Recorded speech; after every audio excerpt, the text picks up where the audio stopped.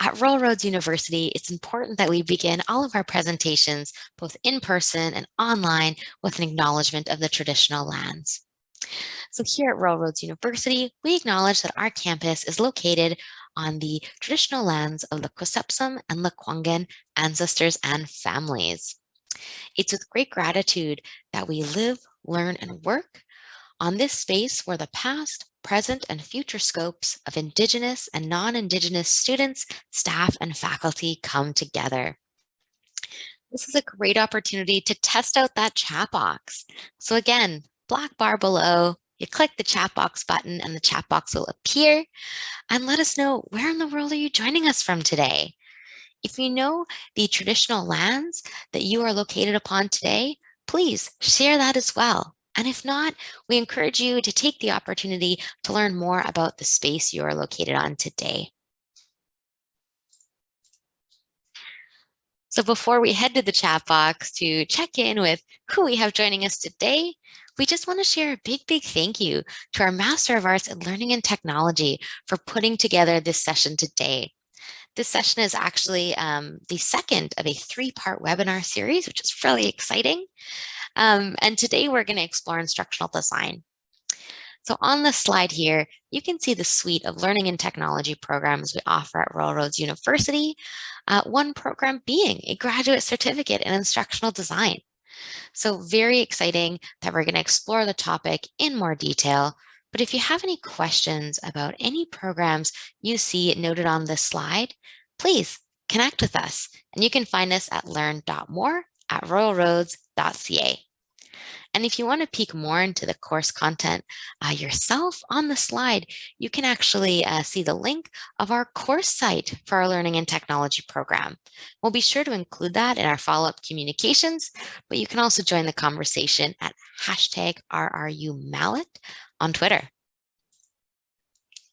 So with that, let's get started.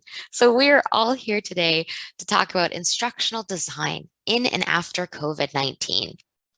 We're going to explore how instructional design in the field of education technology has responded to the challenges and opportunities that have come out of this global pandemic. We'll talk to our panelists about what they see for the future of this industry and what they anticipate learners, clients, students needing from technology and instructional design environments as we move beyond COVID-19.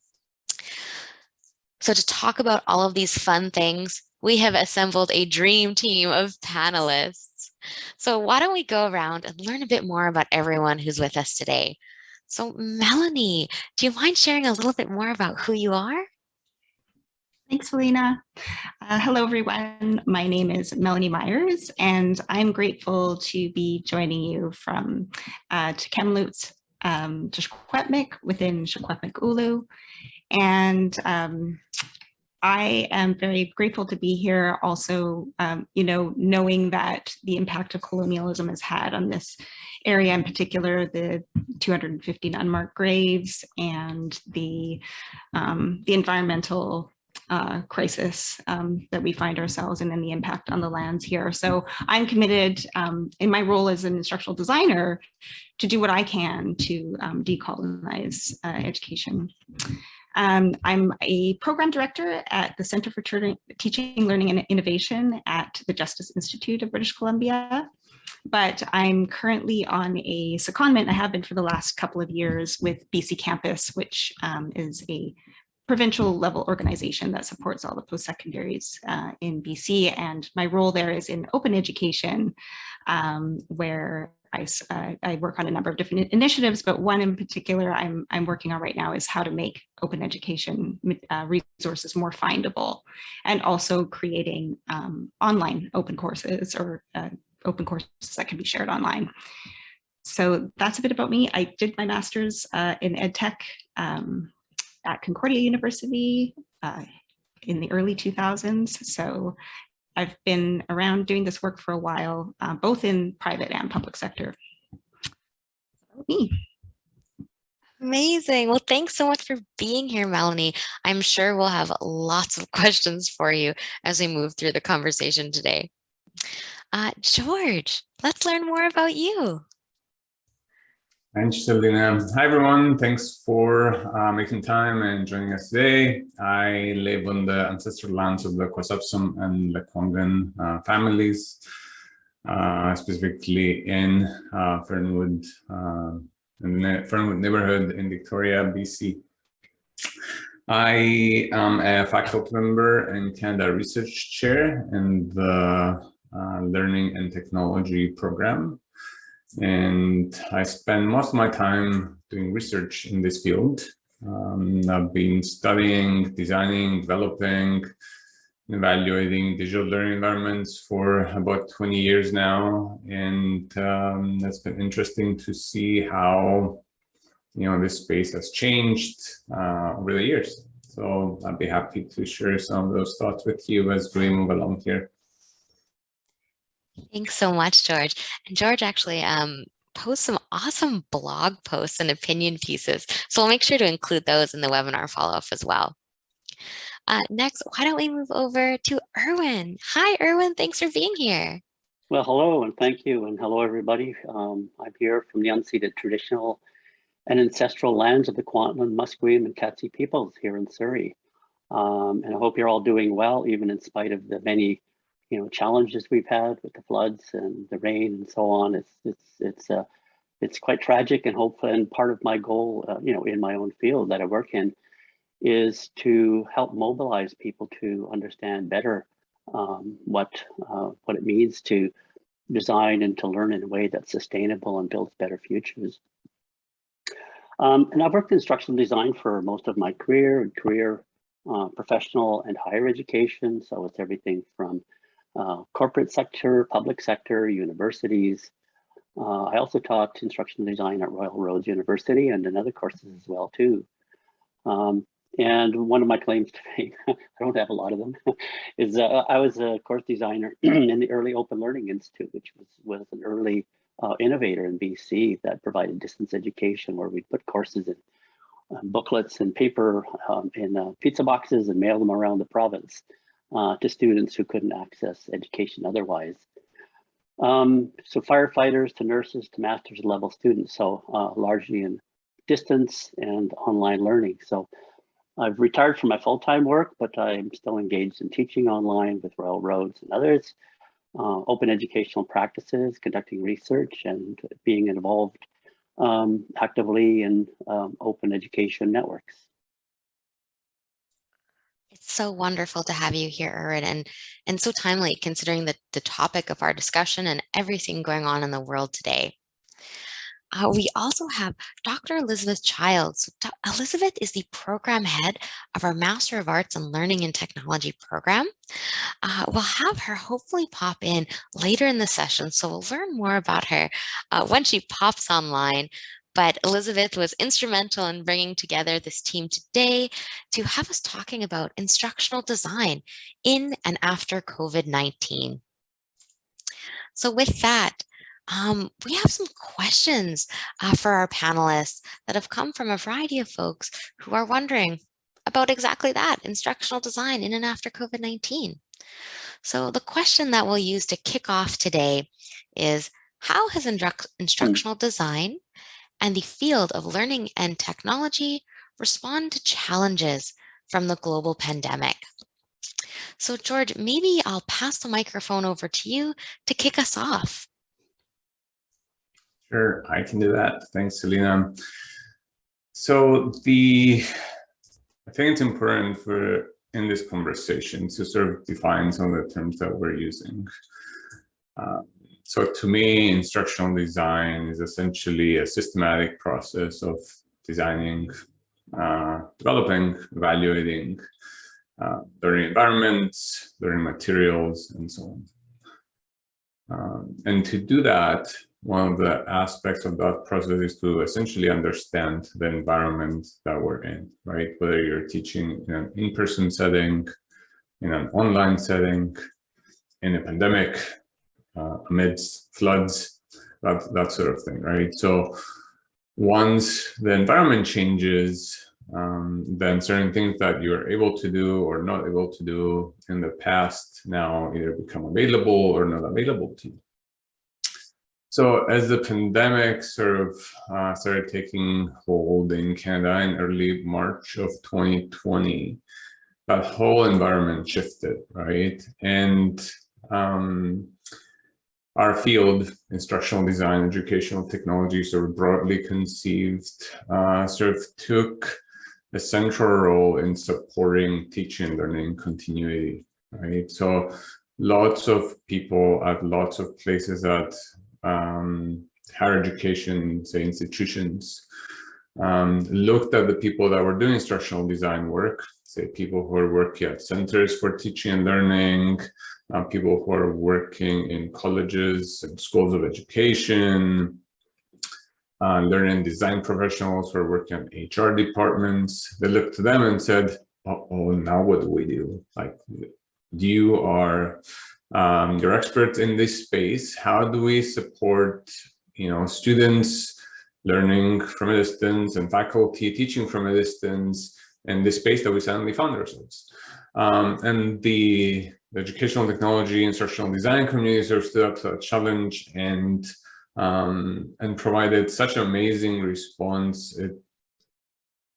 I feel that there's lots of stories that are going to be eventually coming out and lots of things written about how this space supported and carried not just higher education, but K-12 environments, corporate settings, how they supported these different organizations to continue sort of doing the work that they were doing. So just a few examples. Webinars like this from one day to the next popped up everywhere to prepare faculty who never taught online to teach online. Lots of webinars about how to do assessments, lots of sort of events where people got together and shared with each other how they were dealing with the new online spaces that they found themselves with. And what was amazing was that lots of those were not limited to just one organization, right? Typically, when these kinds of webinars are held, organizations offer them to their own sort of group of people, right? So Royal Roads University didn't want offering it to Royal Roads faculty. But in the pandemic, lots of these were open to nearly everyone who was interested in. So oftentimes, some of these webinars included 200, 500 people from institutions, say from across Canada, coming together to figure out how to do this. So that part of our experience has been amazing. It's been amazing to see all of these people coming together to support one another. I'll pause there, maybe, and turn it over to some of my colleagues to share their own thoughts. Thanks, George. You're so right that all for one and one for all mentality came out as instructional design environments were trying to be supportive during these challenging times. Melanie, what did you see and how did you think the sector responded to challenges coming out of COVID-19 from your vantage point? Yeah, well, thank you, George, for setting up the context so nicely and providing those definitions as well. It's been really important. I think for me, it's instructional designers are problem solvers. It's kind of, what we do. So of course we responded, I think I've talked before about sort of the many hats that instructional designers wear, that we do more than design and development of courses. There's so much more to what we do. Project management is a key aspect of our role. And, just we support in so many different ways. So, and having the understanding of the technology and so on. So that, having those existing skills really helped. And I think that we used this challenge during COVID-19 kind of highlighted some inequality and access issues around education. And we've been being able to highlight those and have those conversations in a much more open and real way. which is important in shifting things. And I know we'll probably get to some of more of that later.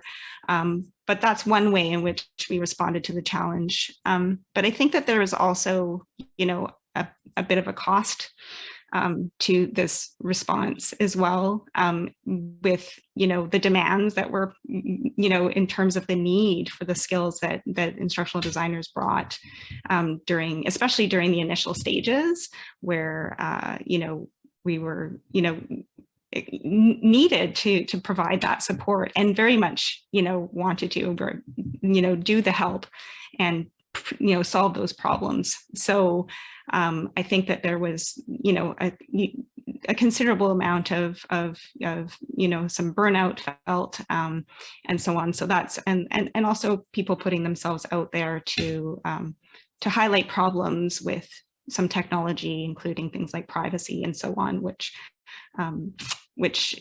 could come at great personal cost in some cases. So yeah, I think the great aspect is that people before the pandemic, you'd say, I'm an instructional designer, and they say, I have no idea what that is. But now I think, there's the value of the work we do is definitely apparent and known more widely than it was before. Absolutely. Thanks so much, Melanie. I'm excited to hear more about your perspectives on the opportunities that came out of COVID-19 as well. But before we get to that question, Erwin, you have such a vast experience of instructional design pre-COVID-19. We're in COVID-19, we're not quite out yet. How do you see instructional design having met those challenges? Well, yes, and as my colleague said, instructional design has been around for a long time, and it's pretty much grown hand in hand with the learning technologies, broadcast technologies. In the 60s already, the Open University in the UK was using course teams to put together courses for very large numbers of people, and then connecting those with community settings where people could get together and share and collaborate, and also with the BBC television network. So these kinds, and there's much more earlier, there's a whole history there that we can't get into now, but if you take this program, you'll learn more about it. There's my plug. I think I would agree with what I've heard already, which is that I think instructional design, and I kind of include educational technologist within that domain, even though it's somewhat different, it's kind of started to come into its own as a recognized profession, even though it's been there for a long time, particularly within education, maybe also increasingly within the private sector as the work situation changes, more people are working from home, HR departments and training and development departments, they need to continue with their development, and particularly in today's dynamic work environment, we need a very broad range of instructional designers who are capable of working in those different environments and using these technologies to help build learning opportunities for those who don't have the kind of access that others with more privilege may have. So, but with all the good news of the emergency work, kind of like with the floods, everybody got together, they filled sandbags, they tried to stop the, plug the dikes and things like that. But also, I think there has been a growing awareness that our infrastructures need more work, because it also brought into profile, along with the social disparities, I think that Melanie just talked about, also the technological questions, and they are huge. Because within the breach, and I kind of use that, sorry for that sort of semi-pun, within the breach, a lot of instructional design work and educational technology has pretty much by necessity engaged with technologies that in the longer term we might want to look at more closely. And because technology choices that are made and how we use them in our learning environments really are critical, as George said, we really need to understand them. So I could keep going on that, but I'll hand it back to you, Selena, because there's so much to talk about. So I'll defer at this point. Thanks, Erwin. And You're so right. We have so much to explore, and that we could keep exploring even with this question. So what I'll actually do is pass the baton over to Elizabeth Childs. As mentioned, Elizabeth's the program head of our Learning and Technology programs, and brought us all together today to chat. So Elizabeth, over to you to continue our conversation today.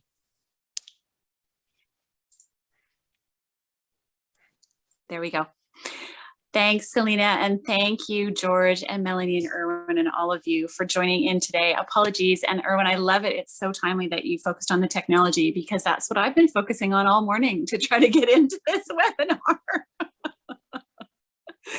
Apparently, Zoom has decided that I'm talking too much and I should just take a break. So I really appreciate all of you being here. And just coming in, I came in, George, when you were talking about, some of those great benefits that happened. And then also, Melanie, I really hear your point around, there is a cost, right? There's a cost of what it means to step up, and both the social emotional cost, and then also the technology cost, and the people that have been working so hard in those spaces. I'm wondering if we can talk a little bit. I mean, I think one of the things that's interesting through the lens that I interact with students in our program, for example, is many come in, they've already do a lot of this work anyway, and maybe they haven't called it instructional design, or they haven't called it learning design, but this is what they do.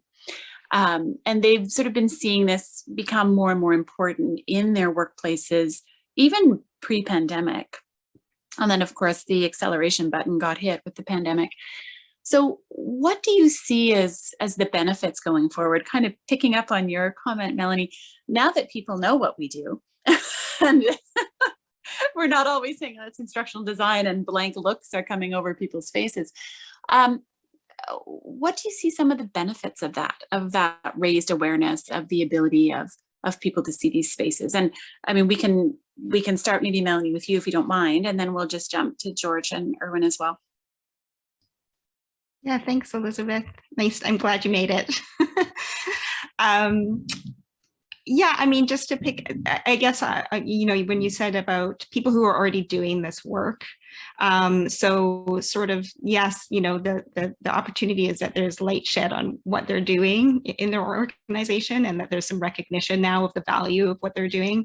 I see, like, in the smaller, in smaller organizations, there isn't a designated instructional designer or instructional design team, right? So it is often picked up as part of somebody else, somebody's role, somebody perhaps who works in learning development, doing training and things like that. So, so I think it's helpful, the attention that's been given to the work that's being done by educational technologists is really important in giving them the space within their organizations to do the work. And then I see other opportunities, in the public, post-secondary kind of sector, where the opportunity is around expanding those conversations, which I kind of said before, like bring some new ways of doing things to light that we hadn't necessarily focused on or spent a lot of time on before.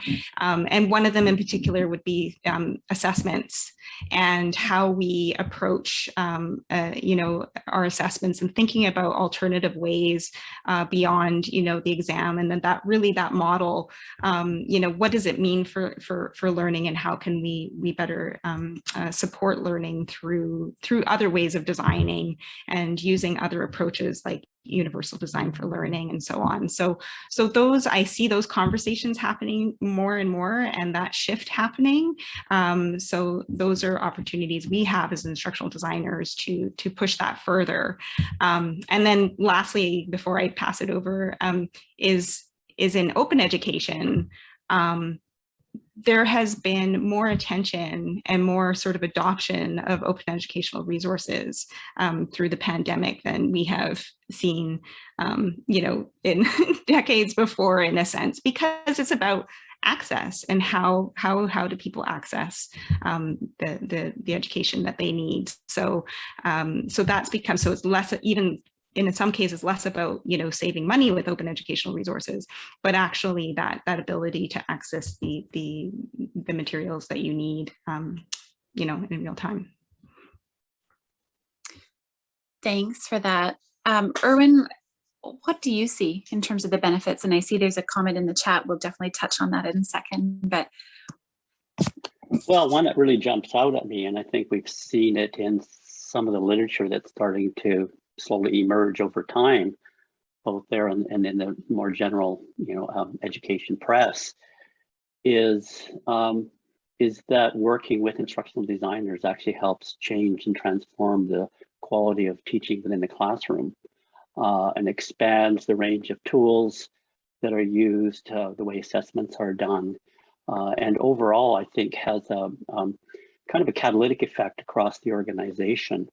And I think it's a great moment for that to happen, because it's one thing to grasp at a lifesaver, at a buoy when you're sinking, which I think a lot of faculty felt, and rightfully so, when this whole thing hit and they had to scramble to meet the needs of their students and get their courses out there.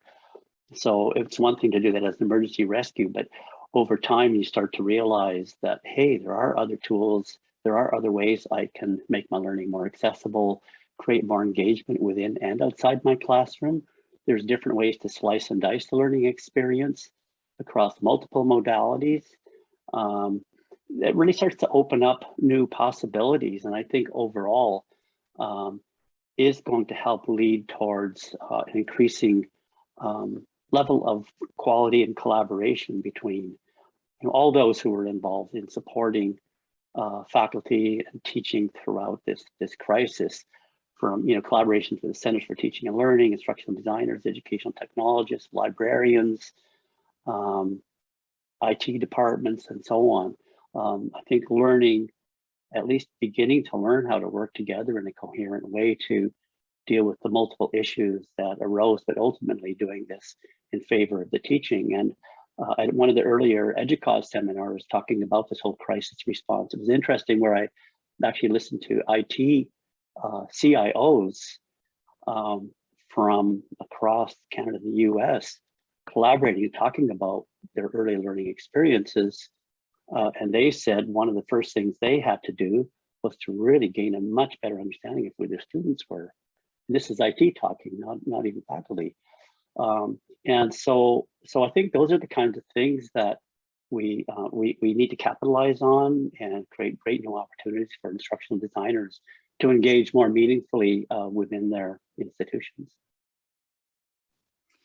Thanks for that, Erwin. I totally agree. And I know from my experience of working a little bit in the K-12 space at the beginning of the pandemic around online, what we saw there was a real desire in British Columbia for K-12 educators to have some design principles, like what's informing how we're going to go about doing this, what it's at the core. I mean, we know student learning's at the core, we know student success, but in terms of how we create these spaces, they had to think in a very different way. And so in order to do that, they needed some signposts. They needed some design principles that they could rest on and agree that, yeah, these are the non-negotiables. These are the spaces that we're going to build from.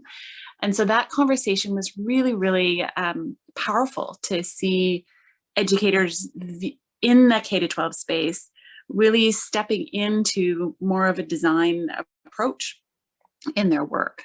I'll pop the link for anyone who's on this, who's in K-12, I'll pop the link to the outcome of that in the chat later if you're interested. George, what about you? What do you see in terms of benefits going forward?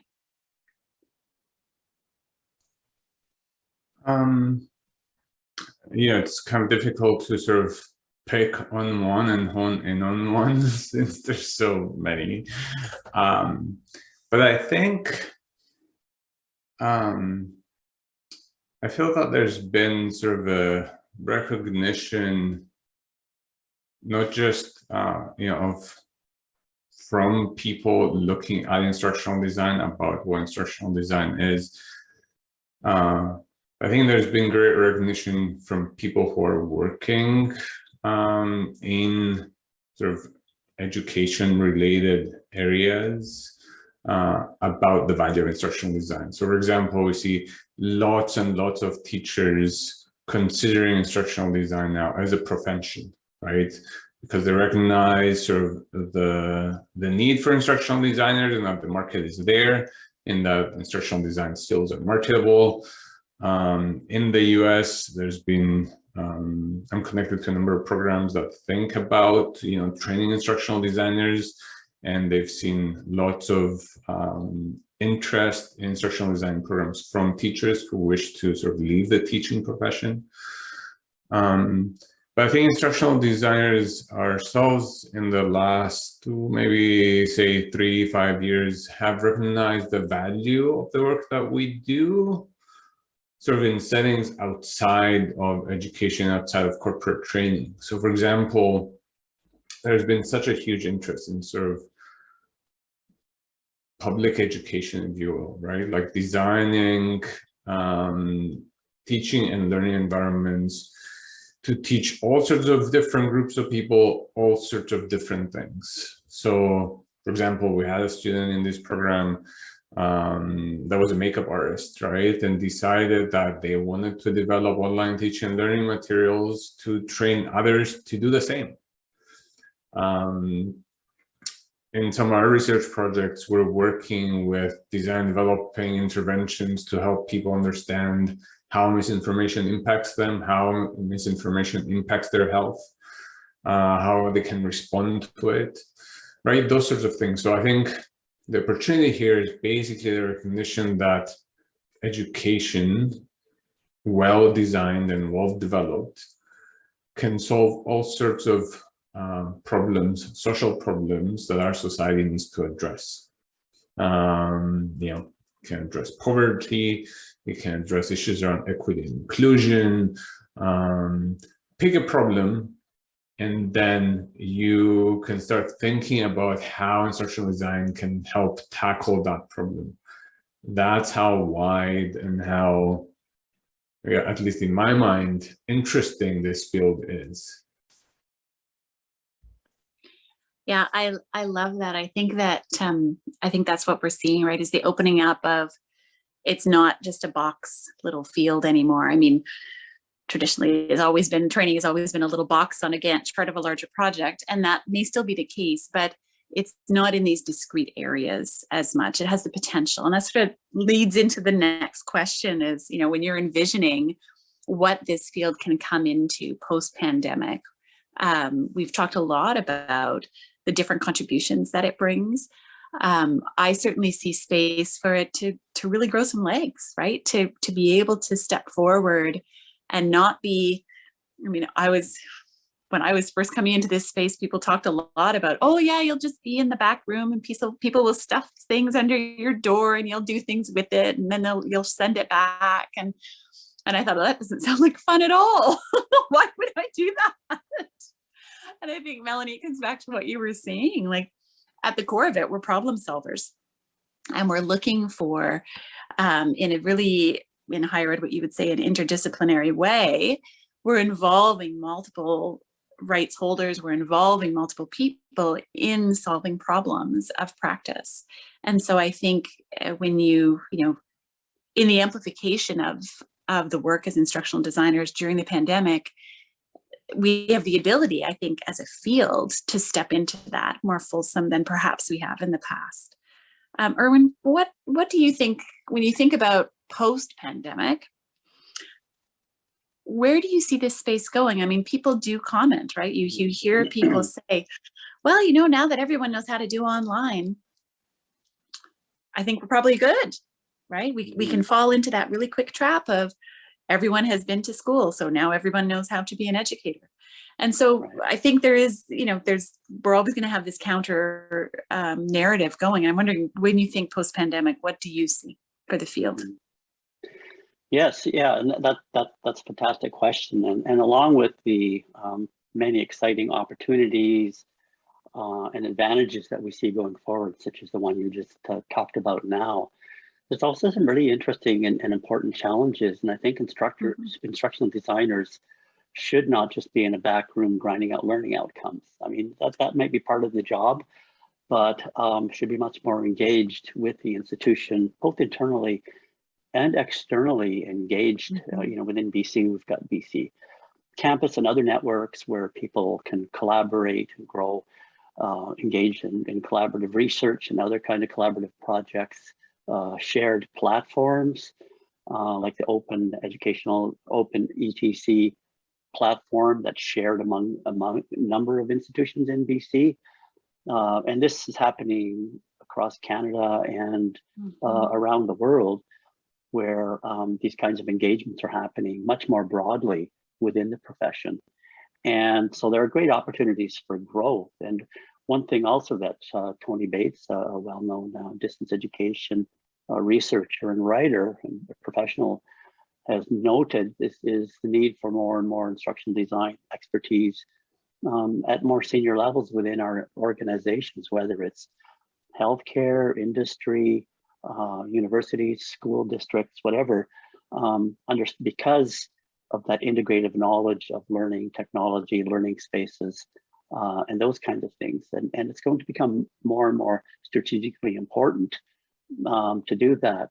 And apart from that, yes, we do have a lot of hype. We've heard hype for years about virtual reality, AI, and these kinds of things in education. I know in healthcare it's big.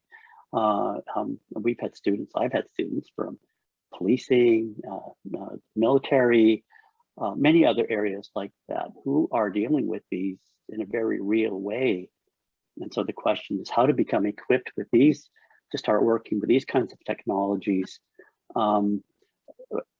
understanding the difference between the hype around them versus what their potential is, versus what the concerns are that we need to watch for, but also understanding that, yes, these are that we need to engage with the future. We need to engage with technology. We need to research it, to experiment with it. And so it's a very wide open field that's going to allow, that is already allowing for a lot of specialization in many, many different areas of endeavor and industries. Melanie, when you see in your work and you think post-pandemic, what do you see needing in this space, right? I mean, it might be skill sets, it might be thinking approaches, models, besides, just more people. Yes, more people for sure. And I always, I think George was saying too, that's why our work is so interesting. I'm always, happy to share the work I do. And yeah, there's no more, I don't think there's a more dynamic field that you can work in than instructional design. So yeah, there's never a boring day. But yeah, I don't know if there is a post pandemic. I think we are not going back to the way things were before, but nor do I think we should stay with some of the things that have happened during the shift either.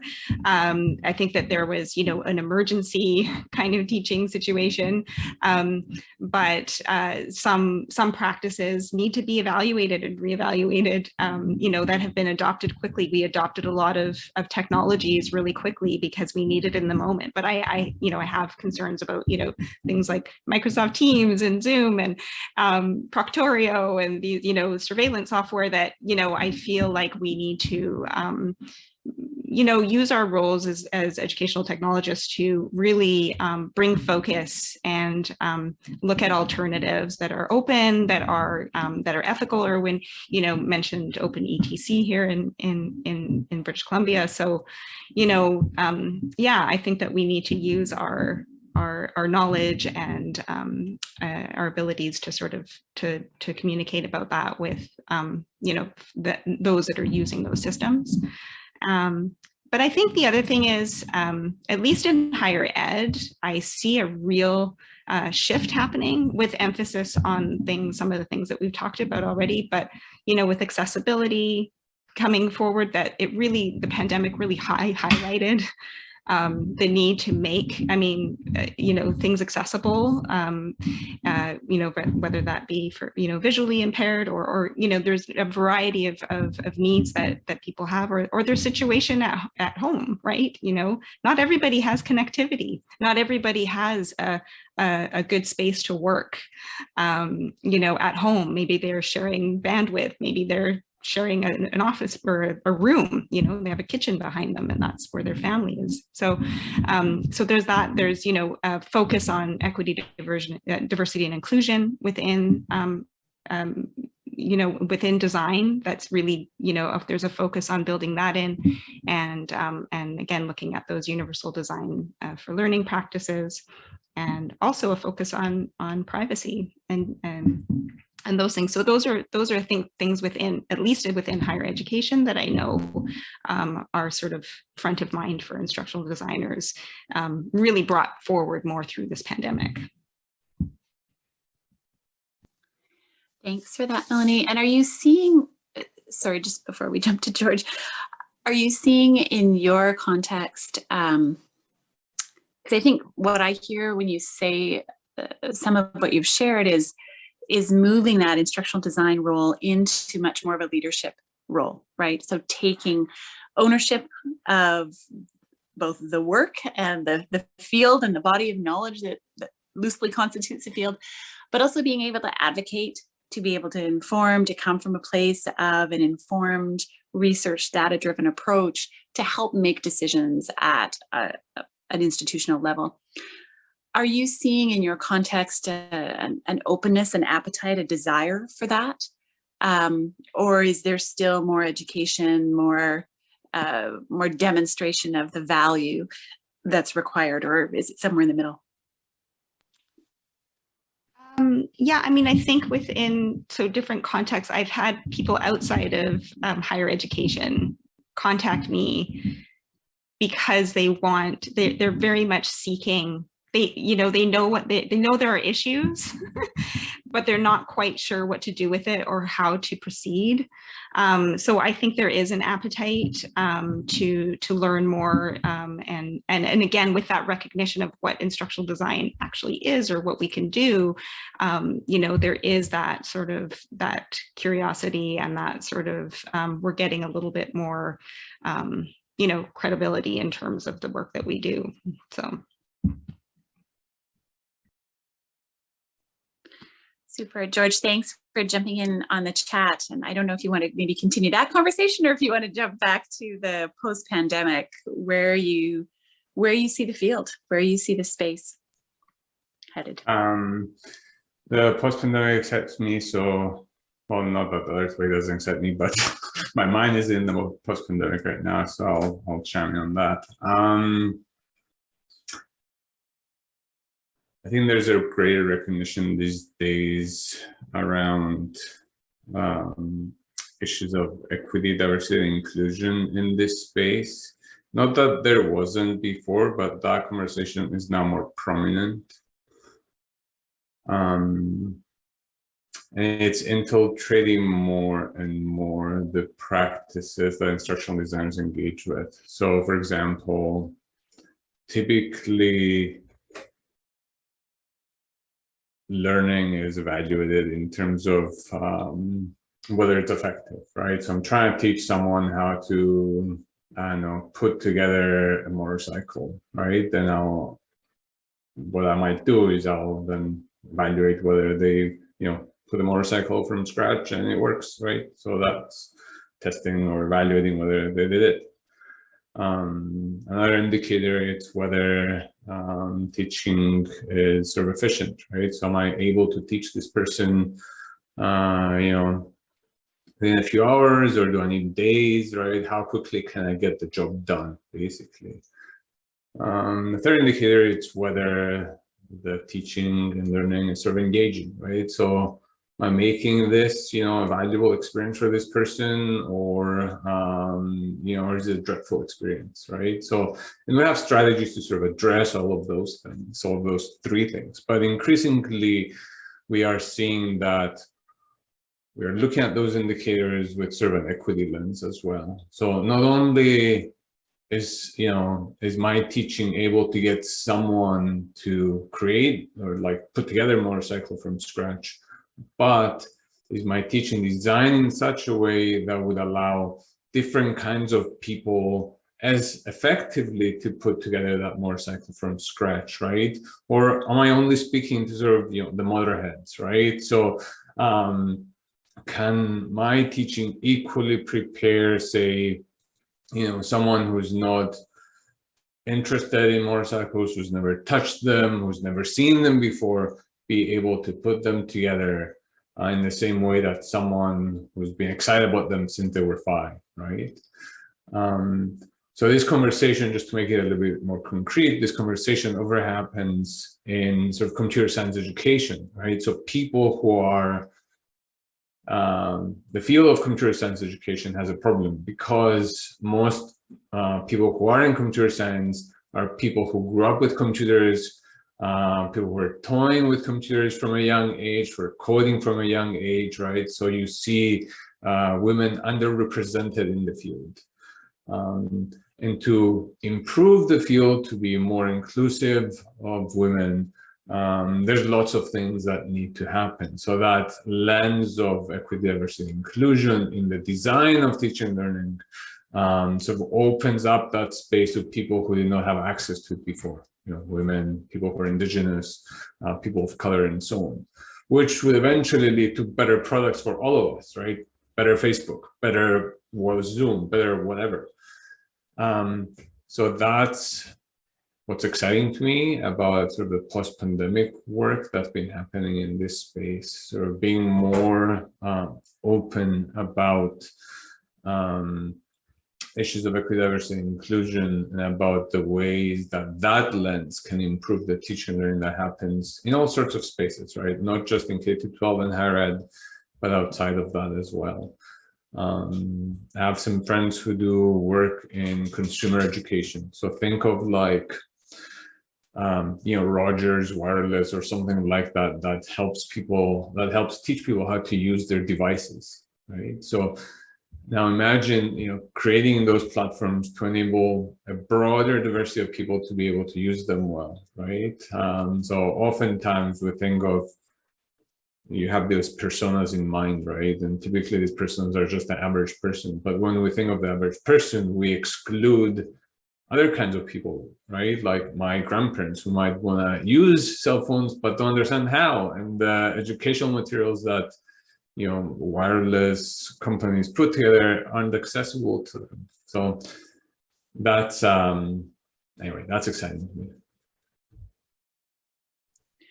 Thanks, George. And I think, I mean, yeah, you're absolutely, I think it is very exciting, right? And I know Christy is on here. And so when I think of the healthcare sector that she works with and some of the examples she shared, I mean, when you're having to go in and do diabetes training and you're doing it via Zoom and you're doing it with people who may or may not be new to the diagnosis or maybe quite well steeped in what they need to practice in order to do and care for themselves, but their technology and their ability to interact in this way is different. It calls for a different approach and a different design and a different way of engaging learners in those settings. There's some really great comments in the chat. I was just going to drop in one little other thing that I've been thinking about because I'm curious to get the three of you, your reaction to it. But when I think post-pandemic and I think, okay, the instructional designers and ed techers have sort of stepped into this space and they're leading and advocating and really helping inform these research-informed database decisions that are going on in their organizations around learning. I'm also curious how we're going to, because of the culture that's changed with respect to the way we work and what we value of work, and how we're seeing that shift in the changing work culture and just expectations changing as people have gone through this shared experience of a pandemic. I'm really curious to see how that translates into what the learning designs are afterwards, right? So we talk a lot about micro-credentials, we talk about badging, we talk about these little just-in-time pieces, and that's been around in our space for a while now. But when you also layer onto that the cultural shift that's happened, certainly in Canada, perhaps in North America, globally, around care, around compassion, around wellness, around well-being, I'm curious to see how we take that up as a field into the designs that we create. So not only equity, diversity, and inclusion, but can we extend that even more broadly into the what in the North they would say, you know, in the far North, they would say the creation of a whole human, right? And so how is that reflected in our designs? Because when you think back, one of the things I've been pondering, when you think back of where this field came from and the history of instructional design and coming out of the work that was done in training and development in the military, there are certain assumptions and biases that influence the models that we have used for many, many years. And we've seen those models change. We've seen those change as the culture change, as the biases change going forward. So I'm really curious to see post-pandemic what those new models of instructional design look like and what components people have felt are critical to keep from before, but what new components need to be added because of the culture and the needs that are the needs of the time. So I'd love to hear like gut reaction to that. And then we need to get to some of these questions, I think, because they're fabulous.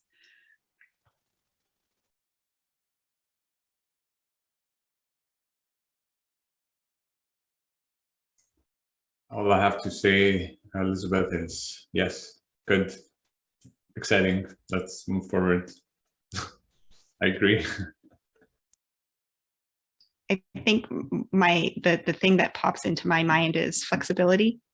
And because when you talked about the culture or the culture shift within workplaces and organizations, that flexibility and how we work and when we work and all of those things has really, I think, come forward through the pandemic. And I think that applies to teaching and learning as well, and how we design, right? How we design learning. I think taking a flexible approach to how we design and also building in that flexibility for our learners.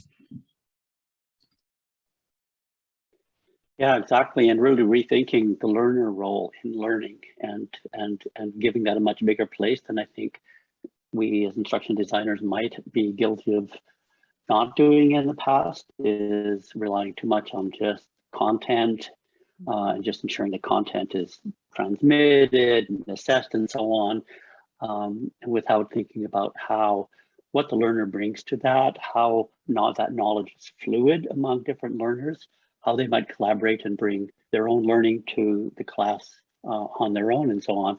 So it's kind of a different way of thinking about instructional design in some ways from what we did in the past.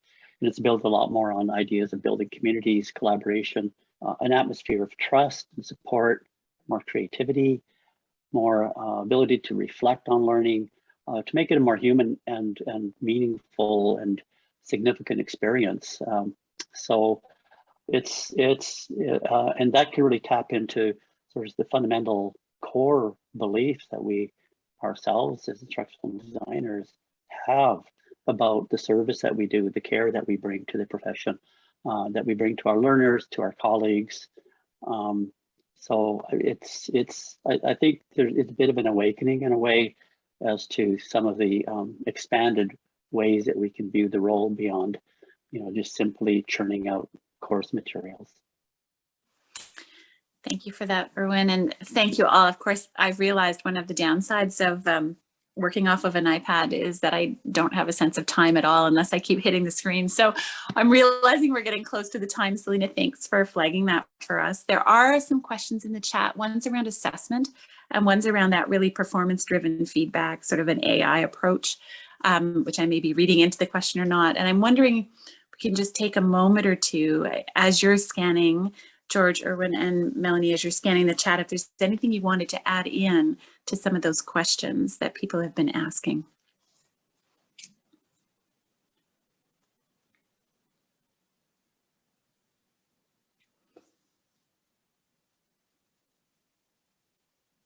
I think there was one around, I can't find it now, but around assessments and examples, for instance, of changes. And there are so many and we just don't have time, but I've seen instructors really rethink how they're assessing because they don't want to be in the position of having to do a proctored online exam, and then really evaluating what is it that what's the purpose of the assessment? Why do we need to do it? And so taking different approaches, providing students the flexibility to choose different ways of submitting their assignments, for example, is just one way, different formats, different mediums, And so that's, one example, but every field is different. If you're teaching a class of 500 math students, how do you not have a traditional sit down exam? There's so many challenges. Thanks for that, Melanie. We've got a question in the chat from Christy, which is maybe, Selena's going to keep me honest here, but I think we're getting close to time. And thanks, Sophia Palahiki, for jumping into some of the conversations in the chat as well. I'm conscious we've got some double streams growing, which is excellent. Reassessing the curriculum around ID and this sort of rapid approach to ID. And I think, Christy, that's a really great question. I think one of the things that is built into the system at any university in BC, well, any university in Canada, is a program review, and it happens on a regular basis. And so that's one of the ways that programs do take stock, are reviewed from external experts in the field, are reviewed from student, alumni, faculty, to really reassess, okay, this has been running for 5 years. Are we ready? Should we change direction? Do we need to address a different aspect of this field? So I think when I read your question, I'm like, yes, of course. That's all. We're always about iterating. And it's not just confined to those 5-year blocks. Every time any of us teach, you're always iterating your course and bringing in what's current, what's relevant, with that eye towards how can this help the next person who's going to go through, who's going to be working with these people in this capacity to do their very best work. So thanks for the question. Selena, I'm going to turn it over to you because I think we're probably at the time when you need to do your magic. Oh, look at how you do that. Isn't that fancy? Melanie, George, and Erwin, before I hand this mic over and Zoom decides to stop me talking, thank you. Thanks for being part of the conversation. For all of you who joined in, thank you for being here. Those on the recording, if you have any questions or you want to reach out and follow up, don't hesitate. Just feel free to drop us an email. So Selena, I will turn it back over to you. Wonderful. Thank you, Elizabeth. And again, a big thank you to all of our panelists here today and those of you who joined us live and kept the chat box alive. In the coming days, you can expect a follow-up email. It'll include a link to today's webinar recording, but we'll also include a link to our previous session. You have met Sophia and Christy in our chat box, and they had recently hosted a webinar with us exploring the top 3 trends emerging in learning and technology. So as mentioned, this was the second of 3 webinars.